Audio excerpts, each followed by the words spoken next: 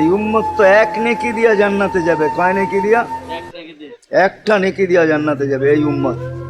অন্য উম্মতের কথা জানি না আমি, এই উম্মত এক নেকি দিয়া জান্নাতে যাবে। নবীর একটা আদর্শের কারণে জান্নাতে যাবে। সিরত মানি আদর্শ। আর এটা আমরা কদমে কদমে মুহতাজ।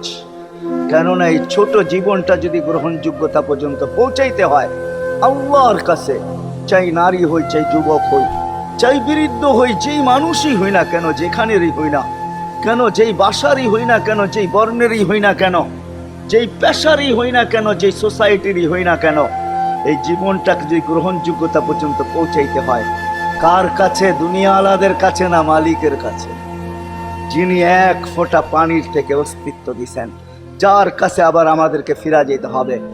পালানোর কোনো সুযোগ নাই। এই জন্যই কোরআন আমাদেরকে বোঝায় আইনাল মাফার। আল্লাহ বলতেছে কোথায় ভাগবে তুমি, বলো কোথায় ভাগবে?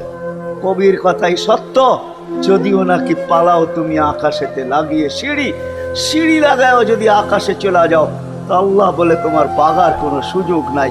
কেননা ইল্লা বিসুলতান, ওইখানেও আমার রাজত্ব, এইখানেও আমার রাজত্ব, ডাইনো আমার রাজত্ব, বামে আগে পিছে উপরে নিচে সর্বত্র আমার রাজত্ব। আমার রাজত্বের বাহিরে যাওয়ার ক্ষমতা তোমাদের নাই।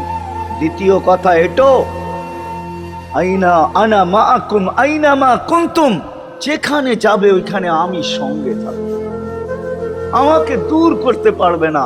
যদি করো তাহলে তুমি থাকবে না, তোমার অস্তিত্বই থাকবে না।